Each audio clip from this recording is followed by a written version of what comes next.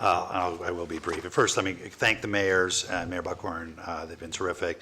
Let me thank Gil and Customs, Lee and TDA, and Bill and Scott and Secretary Kerry, who has been terrific out there, talking about both the economic and the strategic importance of this on behalf of state. But I want to just say 1 second about Tom Perez, because not only was he and DOL absolutely critical to the negotiation of this agreement and the stronger than ever labor provisions, but he's been an impassioned supporter of this agreement around the country and a very effective advocate for it up on Capitol Hill and around the country. So thank you, Tom, for your partnership on all that. Very briefly on the other issues, TTIP, the finishing of TPP, I think, has given new energy to TTIP as well, and we'll be heading off to Europe next week to try and accelerate the progress there. We're making steady progress, but if we're going to use this window of opportunity to get it done, we need to see more progress at the table, and we're encouraging our European partners to engage with that idea in mind. Trade facilitation agreement, which you've all been very much involved in, we're about halfway there in terms of countries ratifying it so that it can come into effect, and we're just continuing to push the other countries. We've done it. We need other countries to do it. We need 109 countries, and we're a little over halfway there, I think, right now towards that objective. Information technology agreement. I feel a little bit like the boy who cried wolf, but we are in the what we think are the last throes of that negotiation. We hope to get that done very quickly. That would create tariff-free trade on about $1 trillion of information technology products around the world. The environmental goods agreement, we're actually making good and steady progress, and we hope to be able to move that closer to closure very soon as well. The trade and services agreement, again, I would say steady progress. In Geneva, this is about 70% of the global services market, and all the countries are working to finalize text and to put their market access offers on the table. The WTO will have its biennial ministerial in about 2 weeks' time in Nairobi. It's unclear at this point what the outcome of that is likely to be. We hope to be able to achieve a consensus there about how to deal with some of the Doha issues, but also how to take the organization forward into its next phase. Let me just mention one word on enforcement. We're working very closely with Gil and Customs, of course, on enforcement, and with Penny and Commerce on that. We've brought 20 enforcement actions at USTR over the course of this administration. We've won every one that's gone to closure, but a critical part of this whole trade agenda is not only negotiating these agreements, but making sure that we enforce the rights that we have negotiated for ourselves, and we are fully committed to doing that, working with DOL and working with others in that regard.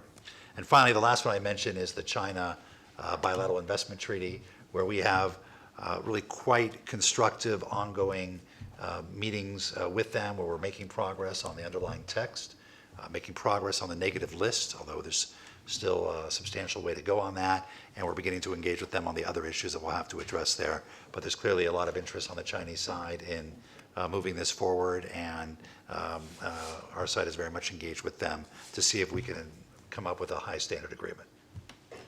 Thank you very much. Actually, very efficiently done as well. Thank you. Are there any questions for Ambassador Froman? If there are none, I will proceed. We're running a little late, so I'll move on a little bit. Another important issue, we've heard a lot about it. Some of our colleagues left to go vote on it, and that's on the EX-Im Bank. So I'd like to have Chairman Hochberg speak about that, please. And I'm happy that they left. Ursula, I just want to thank you for your leadership of the PAC, and I also want to thank you for the brilliant commercials you run on television, because I have a better understanding of the Xerox Corporation. It's not just about copies. Interesting. Look at me. I'm smiling ear to ear. I love that. So I do have a chance occasionally to watch television. And just on the, and welcome Arnie as well as Vice Chair, on the EX-Im front end, it has a lot of the hallmarks of a battle. We are much closer than we've ever been. 3 members of Congress left just now to vote.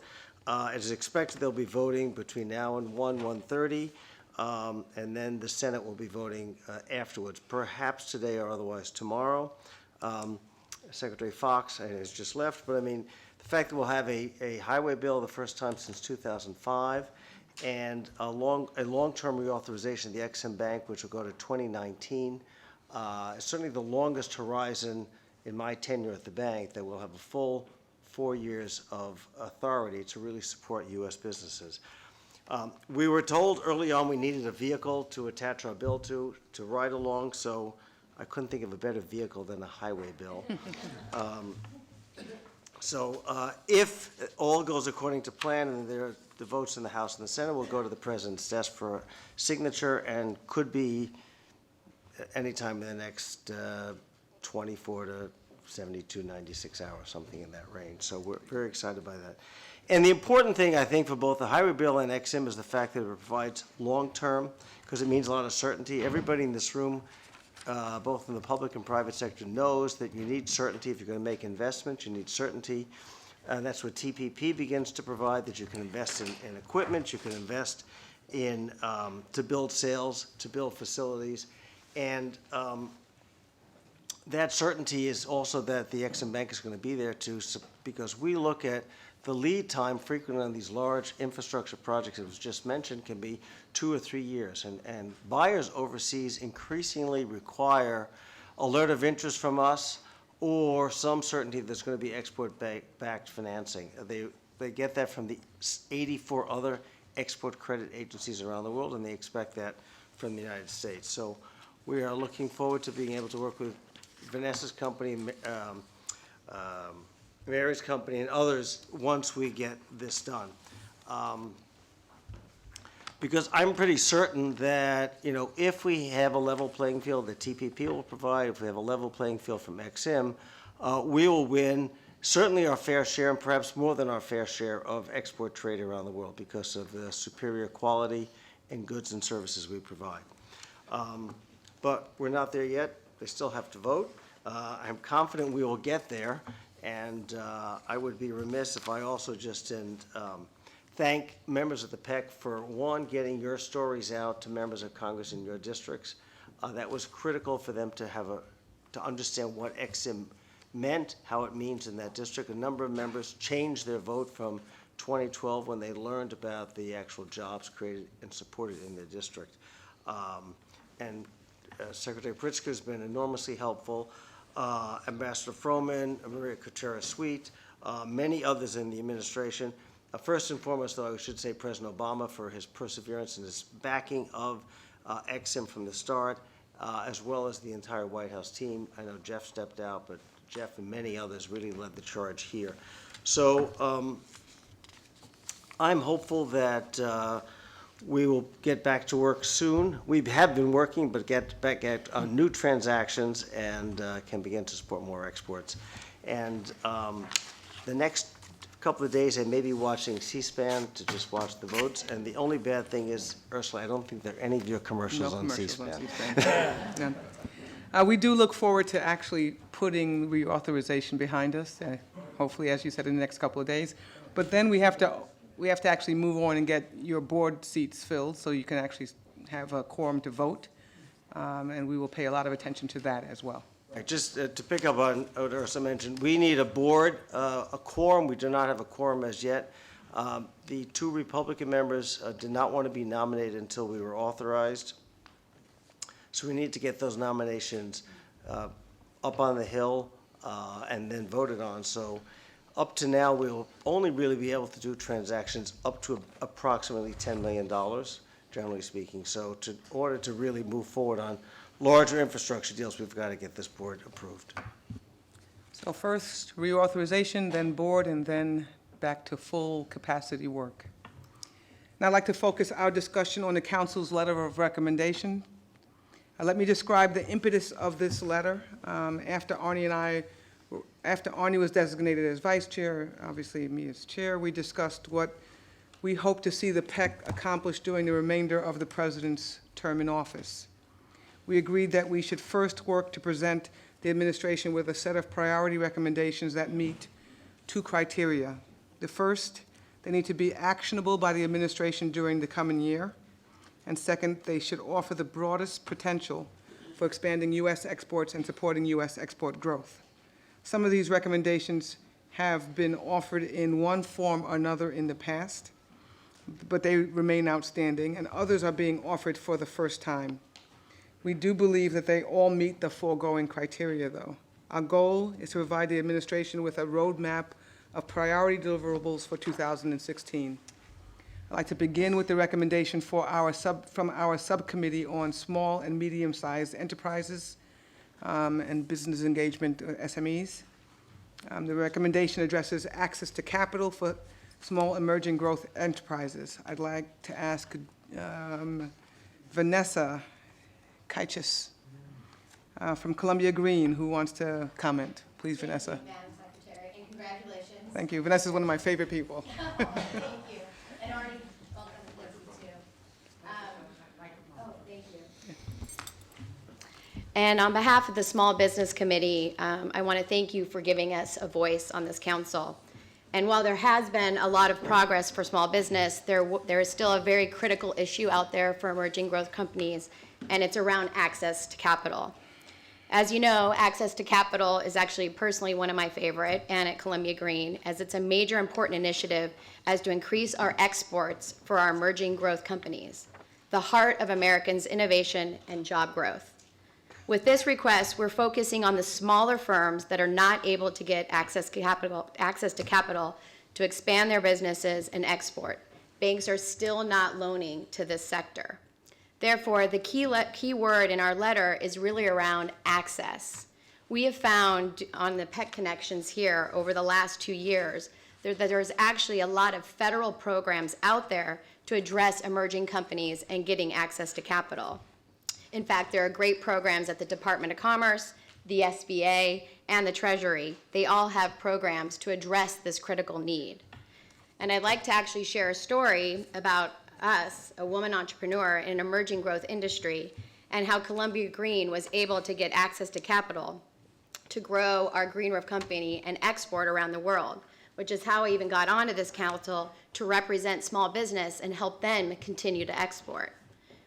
All of you are familiar with the often discredited phrase, "I'm here from the government and I'm here to help." Well, I'm here today to say that we were able to get access to capital when banks would not loan to us through a Treasury program called the State Small Business Credit Initiative, the SSBCI. And government really did live up to helping in the earlier quote that I just said. We received funding to scale and grow our business, and we now not only sell throughout the country, North America, and the world. Remember, less than 3 to 5% of small businesses in America export. So getting access to capital to this area is really critical to grow our exports. So we want to encourage the Treasury, SBA, Department of Commerce, and other federal programs to review your programs, compile those programs, and report those programs and get them out to the entrepreneurial community so that many other companies like myself could get access to that information and get access to capital to grow. Because I can tell you, as an entrepreneur, we typically don't go to the federal government to get our access to capital. But there are programs out there to help, and we want to encourage that to continue to happen, to get it out there, to grow this emerging market and emerging companies and entrepreneurs like myself. So with closing, on behalf of myself, Columbia Green, and small businesses, I want to thank you for helping us, putting these federal programs together. Let's just compile, report it, and get that cash out to this emerging companies out there to continue to grow. Thank you. Thank you very much, Vanessa. And Administrator Maria Contreras-Sweet, if you have anything to add, it would be very helpful. Well, I'm delighted to receive that recommendation because I think Vanessa's really on point, and clearly that's what SBA is about in cooperation with our other local and state partnerships that we have, where the Treasury does put the capital out through different avenues. But anyway, so I wanted to first and foremost thank all of you. We had the most effective Small Business Saturday in the history of our execution. We had 4,000 activations across the country. And I was following your Facebook pages and your Twitter accounts, and so many of you engaged in actually Shop Small this last Saturday after Thanksgiving, Black Friday. So I wanted to thank you for all of that. To the extent that we can promote companies like this that are exporting, that are building the majority of our jobs, I think we do ourselves a great amount of effort. So anyway, so I wanted to thank all of you for that. Secondly, I wanted to say that SBA, in cooperation with our subcommittee here, we have worked on new strategies, new ways to deploy our messaging around small business capital, to the extent that we actually were able to go back to Congress, believe it or not, Arnie, this actually happened, where we went back to Congress and asked them if they would pass a bill within a couple of weeks to give us an additional $5 billion of lending. Knowing what Fred was going through in terms of just getting authorization and our infrastructure package and all the other initiatives, when I called Dennis McDonough to say, I need a bill in 2 weeks to give me more extended authority so I don't have to seize SBA lending, he sort of mocked and laughed for a little bit, but then he got behind me and really worked with us. And indeed, in 2 weeks, Congress actually passed lending authority that would increase our ability to put out more capital. So SBA is now at record lending for small businesses. We're really proud of that. And in cooperation with all of you, SBA has a mandated goal of contracting out 23% of the federal spend. 23% is dedicated to small businesses. And we really worked hard with many of you, calling each of you to ask you to do your fair share of procuring. And I want to tell you that as a result, SBA was able to exceed our 23% mandated goal that we had not been able to reach for 8 years, and exceeded it and got to 24.99%. So I really want to thank all of you for that big lift. That means an awful lot of jobs. In fact, it means about 550,000 jobs. So we're really proud of the work that we're doing both on lending and on contracting opportunities. And now what we're working on is just to make sure that our UZX, our Export Assistance Centers, are helping those small businesses navigate through their entrepreneurial journey around the world. And so to that extent, we're really proud that we have continued to support states and localities with our STEP program that does matchmaking around the world. And it's taking hold in more and more small businesses. We're actually getting more work from corporations and countries outside of our U.S. borders. So we're really proud of all of that. We continue to put in projects that I know are very important to people like Vanessa, which is called SBA One, which seeks to automate the way in which we engage our lenders so that we can put more out the door, more capital out the door, make it easier for our lending partners to get more capital out to small businesses. So all is good. We're really proud of what we're doing. And I want to tell you that 50% of SBA lending goes to manufacturing companies. And of those that are exporting, we all know that the quality of jobs are superior. So we're delighted to be a partner with all of our cabinet colleagues and with all of you to continue to do this important work. Finally, I'll just say that it was so important for us to be able to have a narrative as we traveled around the country that this was the first agreement to include an SME chapter. I can't tell you how far that goes in the narrative. And I want to thank all of you for remembering the critical role that SMEs play and the opportunity that they represent going forward. Thank you to the ambassador and to everybody. Thank you very much, Maria. And now let's review the recommendations from the Global Competitiveness Subcommittee. The first recommendation is for the administration to work with Congress to implement the TPP. I don't think we have to spend much more time on that. We're in favor of that. Yeah, I think it's a good idea. The remaining recommendations from the Global Competitiveness Subcommittee call upon the administration to strive to achieve comprehensive, high-standard outcomes in other trade negotiations, including, most of this Ambassador Froman already spoke about, Transatlantic Trade and Investment Partnership, or TTIP, bilateral investment treaty negotiations with China, the plurilateral negotiations for a trade and services agreement, as well as the environmental goods agreement, and finally, a much-needed successor agreement to the Safe Harbor framework with the European Union. I'll turn first to Secretary Pritzker for an update on the Safe Harbor discussions. Penny. Well, thank you.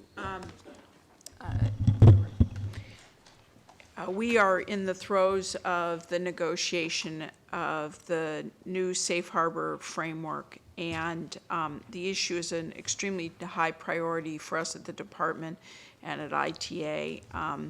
When Commissioner Jourova was here in Washington, I think I had 3 meetings with her, and my teams met with her teams.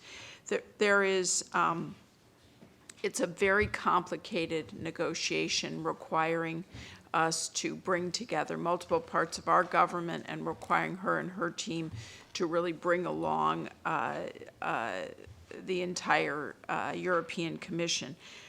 And yet there seems to be a joint recognition, certainly by us and by her, of the importance of trying to get something done and completed by January, which is the time frame that we have as sort of a negotiated standstill post the European Court of Justice case. We're working hard and fast. It is hard, it is complicated and challenging.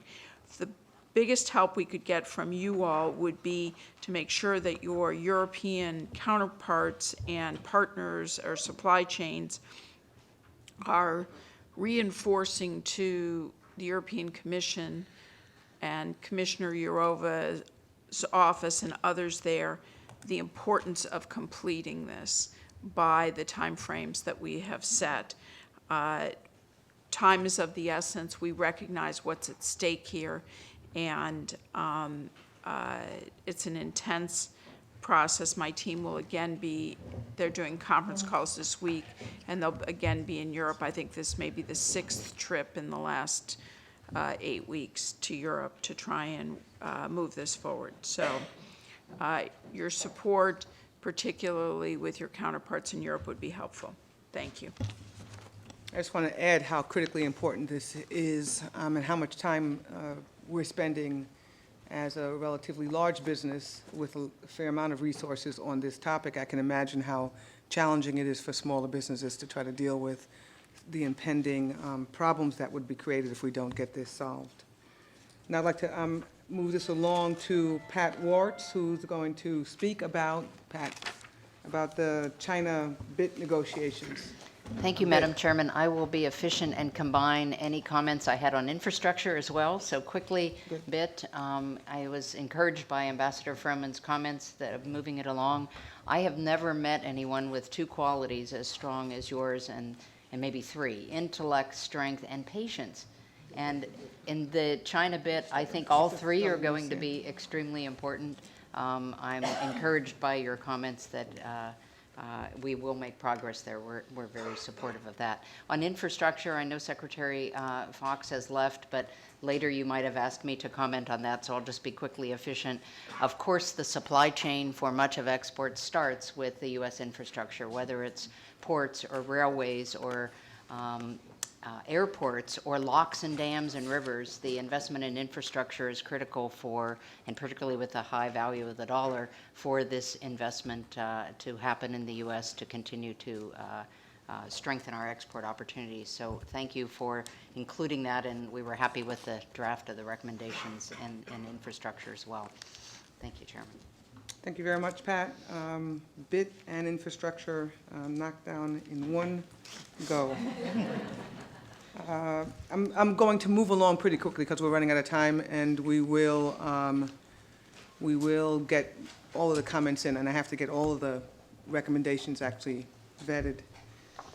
Moving on to our next set of recommendations, it's from the Manufacturing Services and Agriculture Subcommittee. The first recommendation from this subcommittee is for the administration to prioritize expansion of the information technology agreement based upon the shortest phase-in schedules possible. I'd like to underscore the importance of this recommendation. ITA expansion is long overdue, as we all know, and its implementation should not be delayed any further. Does anyone have any comments about ITA? If there are none, I'll move on. The next recommendation addresses the promotion of U.S. standards, and Vanessa Kaichis will lead the discussion on that recommendation. Thank you, Madam Secretary. Yeah, with regards to U.S. standards being implemented overseas, we'd just like to highlight one important growing market, the green building market. You're hearing a lot today about infrastructure here and the growing market, and actually it's one of the fastest growing by a factor of 3. And that's here in the U.S., but you can only imagine what the global green building projects are looking like abroad for the infrastructure projects that they're building abroad and the smart cities and resilient cities. And basically what's happening now is those projects are being designed by U.S. architect firms, and these firms want to use USA products to make sure the quality of life and the quality of environment as we build out infrastructure and buildings over there are implemented. Unfortunately, with low standards or poor standards, those buildings end up being erected or infrastructure projects without the insulation or good green roofs or windows, and they're not being built to be resilient, which at the end of the day is only disadvantaging not only the people, but the environment. And so we're strongly urging the U.S. right now, especially after the talks in Paris this week, this market only is going to continue to grow, and we want to benefit U.S. companies and make sure we build projects abroad that benefit both the people and the environment. So we think this is a great time for the U.S. to step up and lead and develop U.S. standards to help the rest of the world. Thank you. Thank you, Vanessa. I think that Secretary Pritzker has something Yeah, to say let me here. just, first of all, thank you for raising the importance of standards. The Department of Commerce plays an important role as it relates to standards in two different aspects. First of all, the National Institute of Standards and Technology is part of the Department of Commerce, and we support standards and innovation and competitiveness by partnering with U.S. industry and our stakeholders to develop standards in an open fashion with industry. So it's not the government setting standards by itself, but instead it's a partnership. The second is, and our Undersecretary of International Trade and Administration, Stefan Seelig, is here. His office not only oversees our trade enforcement of anti-dumping and countervailing duties, as well as our safe harbor negotiation, but third is they oversee the Office of Standards and Investment Policy, which works on market access issues for our companies as it relates to other countries. And to give you an example, there are two particular areas where we've made progress on the standards agenda. One is in the regulatory coherence and technical barriers to trade chapters of the TPP. And the second is the forthcoming report that we'll make to Congress on international cybersecurity standards. You've made a recommendation on two things. First is to have a U.S. standards conference, and the second is to create a standards advocate. And we very much would like to understand kind of the goals and objectives and outcomes you'd like to see from both, because we're intrigued to be supportive. Great. Thank you, Secretary Pritzker. And we have been working with your office, and they've been fantastic, working closely with Dow on this issue with regards to the standards. And we believe there's an opportunity here to bring conferences together, to bring together cool technologies and key leaders to look at what those standards would be. And also, the important thing is just interaction between the public and private sector in continuing to see what technologies are out there to meet those standards. And so both of those things we highly recommend. And we really actually appreciate your office, again, over the last few months as we've drafted this. They've been very cooperative and educating, and it's been great. So thank you. Very much. The last recommendation from this subcommittee addresses infrastructure investments. The last recommendation addresses infrastructure investments. Our vice chair will kick it off, and then we'll have Robert Wolf speak a little as well. So, Arnie? Yes, I think it's probably obvious to everybody in the room the importance of infrastructure and making sure our infrastructure remains competitive. Obviously, it is about the movement of goods. In the first instance, I think about ports and highways and rails. It's also about the movement of people. Think airports as well as the other modes of transportation. There are many opportunities in our infrastructure environment. I think one of the things that's been most frustrating looking at our political process the last number of years is how little progress has been made in infrastructure spending. Surprising, given that it is job creating, great for employment, it is creating commercial opportunities, and you would think our competitive instincts alone would cause us to want to do more in the infrastructure space. I remember a few years ago traveling to Shanghai twice within 6 months. And the first trip I took over, I drove down GW Parkway over here. We were working on a small bridge by Lady Bird Johnson Park. There's a little marina over there. Under construction. It had been under construction for a year and a half, something like that. Got to Shanghai, and it was 6 months before their expo. By and large, the expo city had not been built. 6 months later, I went back. The bridge on the way to National Airport was still under construction, small bridge. The Expo City had been built in Shanghai. And when you compare that sort of progress, I think it's obvious that we can do better. It takes resources, it takes political will. I think our principal recommendation in the letter is that we appoint a National Commission on Infrastructure Investment to see whether or not, in fact, we can't break through the logjam of the politics and create some bipartisan plan on infrastructure spending so that we can spend not just through the highway fund, but we can deal with our airports and ports and rails, which again will drive exports both from travelers who come to the U.S., obviously something near and dear to our hearts at Marriott, but also exports going out and other broad commerce. Thank you very much. Great, thank you.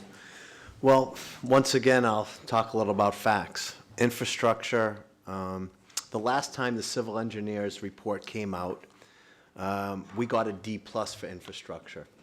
Many of us have kids. If our kid came home with a D+, you know what we would think of that grade and how punished they would get. I think when we talk about growth and jobs, it's the fastest multiplier of GDP. For every dollar spent, it's a 1.6 times multiplier. Jason may actually say it's even higher today. For every $1 billion spent, it's about 30,000 jobs, plus all the tangential positive impact you get around it. Infrastructure is not just roads and bridges. It's the congressman from Flint, Michigan talked about water. It's water and waste treatment centers. Last night, Mary at Vermeer talked about clean energy and social infrastructure. That's equally important. Vanessa talked about retrofitting. That's infrastructure. We talk about laying fiber. I remember when the former FCC chair, Julius Janikowski, said we should have a program called Dig One. When we're digging up the highways, put in the fiber. Yeah. We've all seen what happens when we don't. And so I think that, infrastructure is essential for this country. We should not be in the bottom pack of having infrastructure capability, whether it's ports or bridges.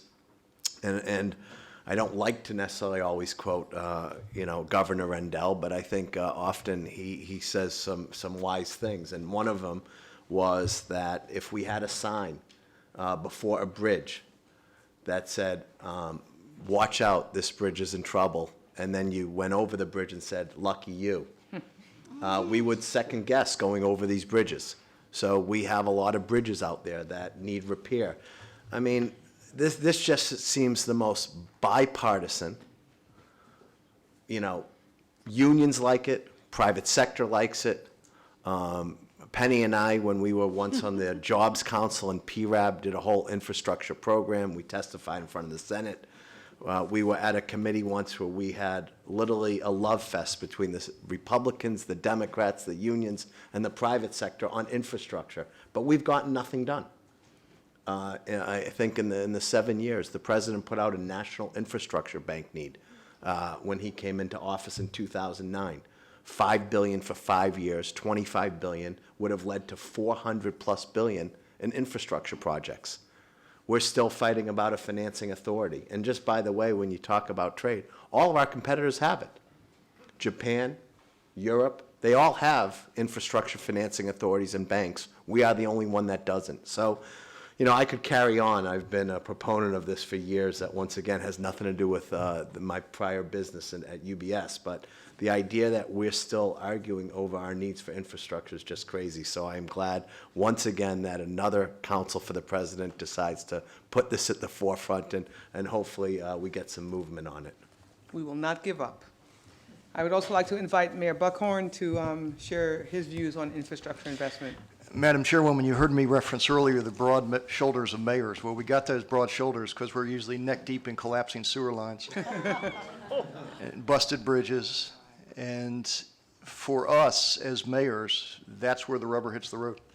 I mean, we are the ones who have to deal with it on a daily basis. The thousands of miles of 100-year-old pipes in our communities, 100-year-old bridges around the country.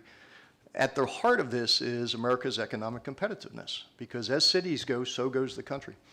And our inability to craft a funding mechanism that allows mayors and county execs to deal with our infrastructure problems. And at the micro level, it's more than just ports and airports. I mean, that is an important part of it. You know, it's not very sexy to cut a ribbon on a pipe that you can't see. But that's what cities do. That's the lifeblood of who we are and how we function. Mr. Wolf, you're absolutely right. There's no Democratic or Republican way to fix a pothole. And the fact that it gets bogged down in partisanship just astounds those of us who actually have to do it. And I'll give you just a brief example, and I shared with Secretary Pritzker. We had a rain event in August that some of you watched on TV. It was a pretty significant rain event. It wasn't a hurricane. Just as a result of those 5 days of rain, I've had to fix 3,000 potholes and over 500 sewer cave-ins, just as a result of that one storm occurrence. That's not including the backlog of hundreds of millions of dollars in needs that local government can't fund. We do not have the resources to be able to do that, and so we need that partnership at the local level. You're absolutely right. It does mean jobs. It's not just patching things. I mean, and another example for us is, thanks to this administration and a Recovery Act investment in our I-4 connector that goes directly to our port, you can get goods from the Port of Tampa to the state of Maine without a single traffic light. Now, that's speed to market. That means more competitive advantages for our community as the closest community to the Panama Canal.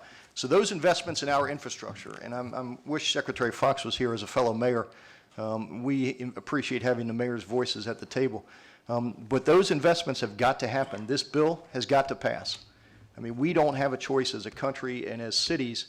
In the absence of that, we literally are patching things with duct tape and spit. And that is not sustainable as a country or as urban environments. And so we are thankful. And again, the mayors are standing with all of you to get this passed, because we know what it means for our communities. Again, it's not an esoteric, bill. This is something that's very real to us, because we're the ones that have to deal with it day in and day out, and we are the ones that interact with our community in ways that others perhaps do not. They find us. They come to our houses. So we need your help, and the Conference of Mayors is appreciative of everything that this bill does. Thank you. Thank you very much, Mayor. Buckhorn, one of the things that I would add to your economic competitiveness, I would say it also adds pride, pride in our country, pride in our neighborhoods, pride in our communities. And so a good infrastructure adds to that. A bad one, or at least a bad one, takes away from some of that. Moving along, the next recommendation is from the Subcommittee on Trade Promotion and Advocacy. We recommend that the administration prioritize its engagement of foreign governments to secure implementation of the Trade Facilitation Agreement, or TFA, as soon as possible, and with the broadest coverage among developing countries. I'll turn to David Abney to lead our discussion on this recommendation. David? Thank you. And we did want to draw attention to the other trade agreements. Ambassador Froman covered every single one of them and every talking point that I had. So I would just urge him and all of us to continue the momentum that we have from TPA and TPP. And I'll just hand it right back to yours. Thank you very much. Now let's turn to, if there are no other comments on that recommendation, I'll turn to a set of 3 recommendations from the Workforce Readiness Subcommittee. Bill Hite from United Associates, is he still here? Is Bill here? Bill's not able to be here. Oh, sorry, no, Bill's not going to be here. Mary's going to, sorry, Mary. Mary's going to do this for us from Vermeer, and Bill and her obviously worked on this, so. Thank you very much. Much of the committee's recommendation list has already been acted on over the past few years. I think we've made good progress in directing attention and resources and seeing results in apprenticeships, connecting military veterans with opportunities, and also passing legislation dealing with technical and career training. And I know everybody around this table has been involved in all these areas. So it's nice now to focus on just a couple doable things that can really make an impact in the near future, but have even greater impact in the future. Legislative authorization for the Perkins Career and Technical Education Act recently expired, so we'd urge the administration to engage Congress to secure authorization for this as soon as possible. Effective engagement and training for students at earlier levels are really key to inspiring our young people into areas where they can develop and use their talents. So the Perkins program plays a significant role in this. A second thing would be that 2 laws were enacted in 2014 and 15, but they need implementing regulations really to become effective. So I'm speaking of the Workforce Innovation and Opportunity Act passed last year and the Trade Adjustment Assistance Act passed this year. So we'd ask the Department of Labor to really implement the rules and regs for these 2 significant bills as soon as possible. And then I would just like to highlight one thing, because our own Secretary Pritzker has been such an advocate for this. The focus on things like Manufacturing Day to try to emphasize the importance of the opportunities in industries like manufacturing for building the pipeline for the future and really reducing the skills gap.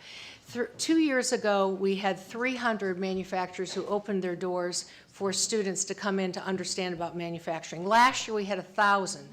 And this year, we had 2,400, and I know that was Secretary Pritzker's goal to keep getting that number up. And I know in Iowa, we had at least one event in every single county, 99 counties. And at Vermeer, we brought in 700 students in 3 groups, divided them into very small groups where they had hands-on activities from weld simulators to paint simulators to foreign exchange, currency. And we did what I think was pretty significant. We did a pre and a post survey of these 6th and 9th graders, and we asked, do you know what manufacturing does? Now, I will tell you, I kicked these all off, and I asked how many of them had a parent or an uncle or aunt in manufacturing. Nearly half of the kids. Iowa was a big manufacturing state. However, only 57% said they knew what manufacturing does before they came. After they had spent the 2 hours with us, 97% said yes, they understood what manufacturing does. We also asked, would you consider a career in manufacturing? Many bad myths about manufacturing. 34% yes before, 69% said yes afterwards. So we doubled it. So I think there are some programs like this that are so impactful, also getting teachers into our places of business, as an externship, an internship, understanding the careers, but also understanding the skills gap that they need to help us diminish as we go forward is very important. So I just want to say I think we've made some nice progress on the Workforce Committee. There's more to do, but I also know there's huge engagement around the table on this, and it makes a big difference as we continue to also focus on all of our trade issues. Secretary Perez. Thank you, Mary. Thank you for your tireless leadership. Thanks to all the members of the committee. Robert, I know Pat, my good friend Bill Hite, our good friend Bill Hite, who can't be here today. On the 2 issues you mentioned, WIOA and TAA, we're on both of those. The WIOA proposed rule was out. We've got a lot of comments. We've been working very collaboratively with all the stakeholders, and I'm confident we will get to the finish line. That's been a bipartisan effort from the get-go, because this stuff is nonpartisan. I want to say thank you to everyone for your participation in our first ever National Apprenticeship Week, which was the first week in November, a smashing success. I say wherever I go, apprenticeship is the other college, except without the debt. And we're really getting remarkable take-up in these efforts. And the president has set forth a very ambitious agenda of doubling the number of registered apprentices over a 5-year period. We're making real progress, and that's because there's an increasing understanding that apprenticeship has application not simply in the traditional skilled trades, which really held the original patent on apprenticeship, but in cybersecurity, in healthcare. Yeah, we just funded a grant program for folks who are going to be insurance claims adjusters, because the CEO of Zurich Insurance, he started out as an apprentice. And so this has application everywhere. Our IT applications for apprenticeship are going gangbusters. So we're doing a lot of work there.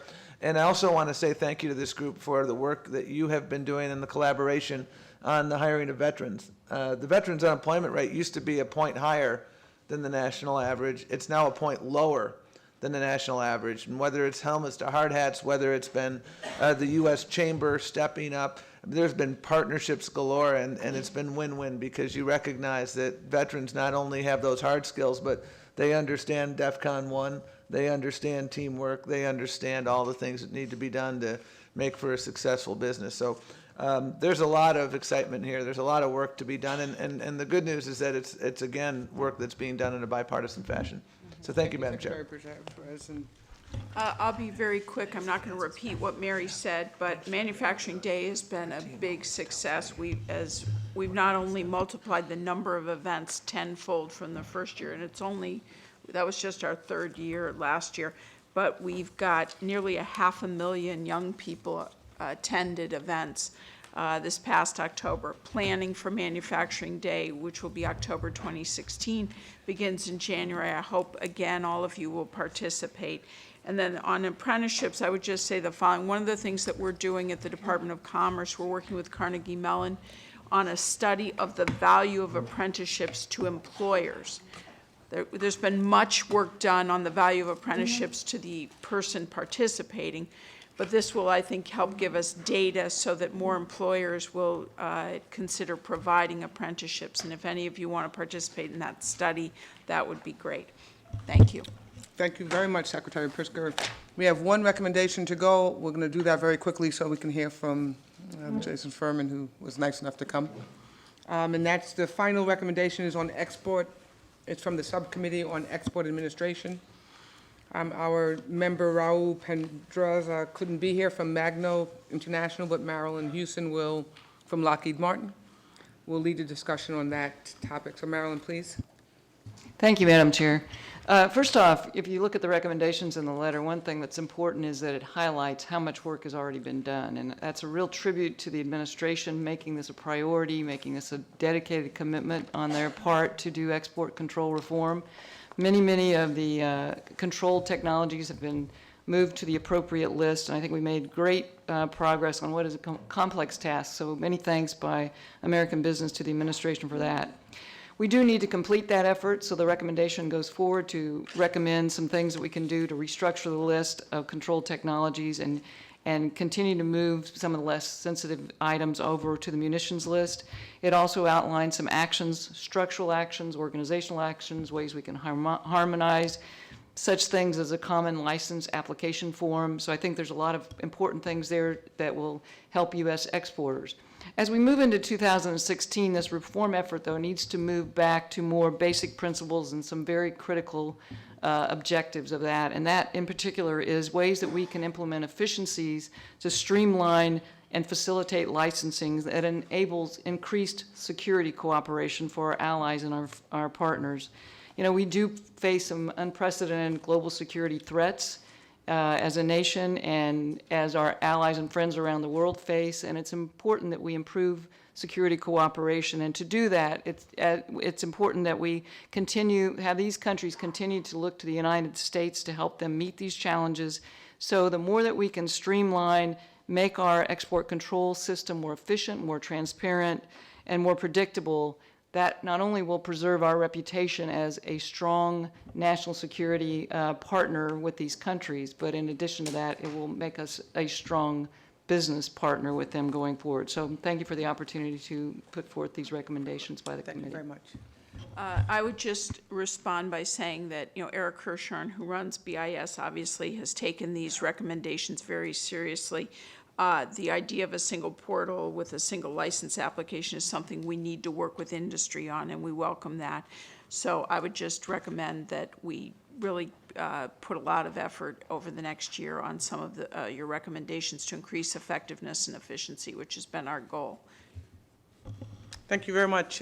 Great discussions. So let's wrap this up and turn it over to Jason in a minute. First, we have to I move to adopt the letter of recommendations to the President. Is there a second? Second. Wonderful. Are there any objections to adopting the letter of recommendations as drafted?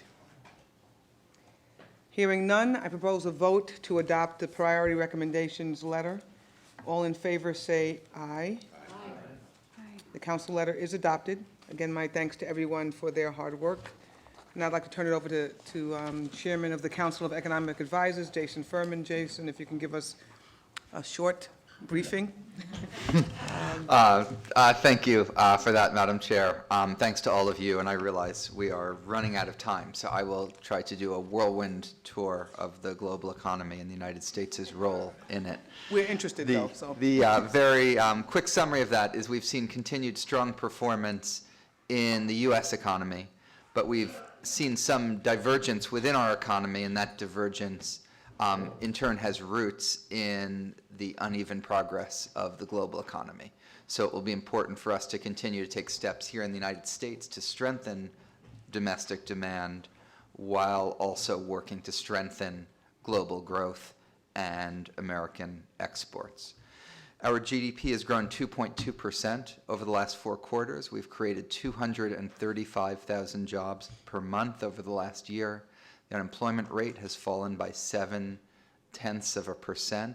Broader measures of labor market underutilization have improved even more than that.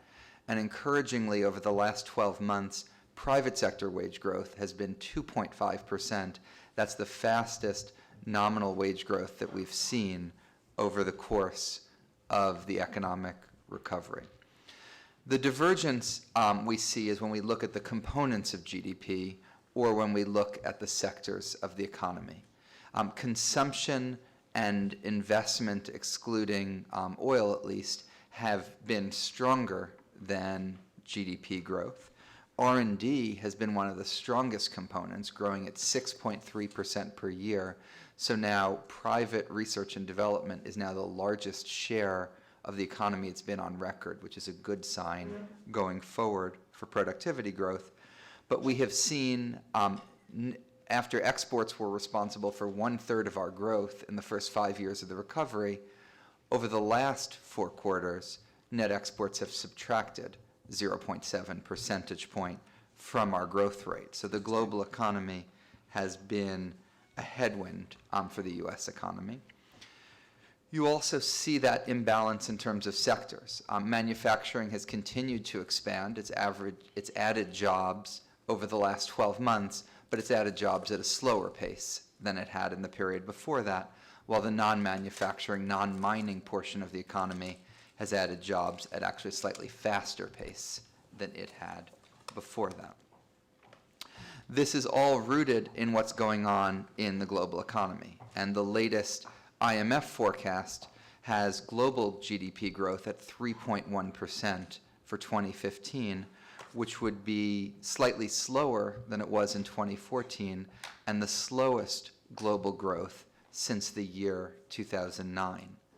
The advanced economies are expected to pick up in 2015, and the United States has among the highest growth rates of any of the major advanced economies for this year.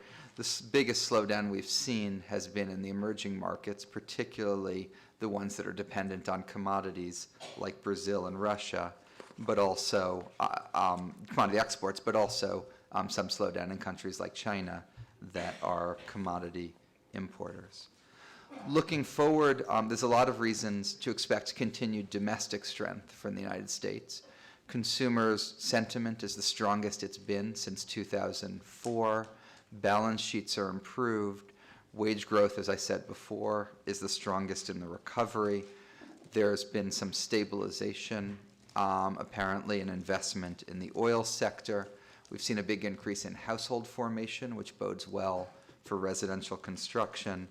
And the fiscal agreement we reached means that the government sector, rather than being a contraction in the economy, potentially will be neutral or a slight help.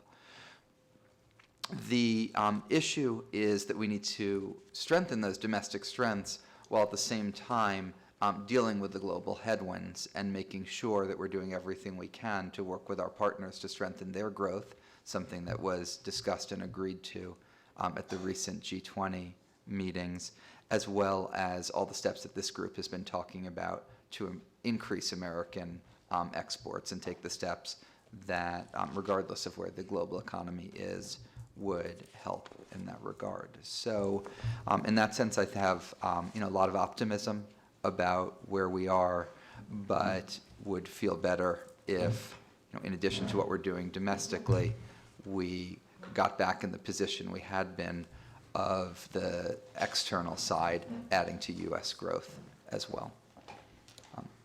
That's the whirlwind tour. Thank you, Chairman Furman. I think we're seeing the same thing, a little bit of strength in the United States and some weakening outside, so let's keep pushing.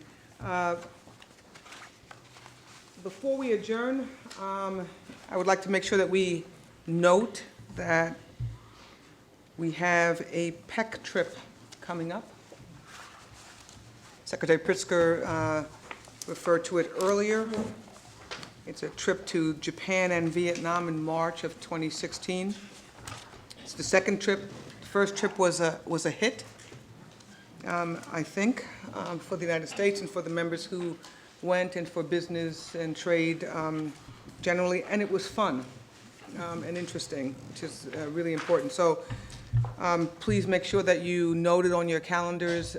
Get engaged. If you have any questions, please ask members who attended the last trip or contact the Department of Commerce. I'm sure you can call Penny directly, and she'll market it for you as well. So that's it, and I'd like to pass it on to my vice chair to say any comments to close. Secretary Pritzker, anything to close?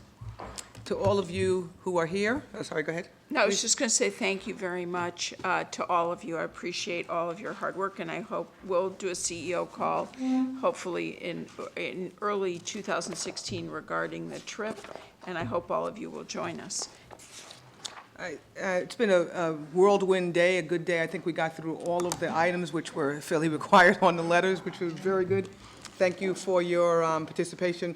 And close finally with my thanks and just great regards and, this heartfelt love for Pat Wirtz, who's been just with it from the day one, as Penny said, and as the president noted, a grizzled veteran. A grizzled veteran who served the PEC from day one. Thank you very much, Pat.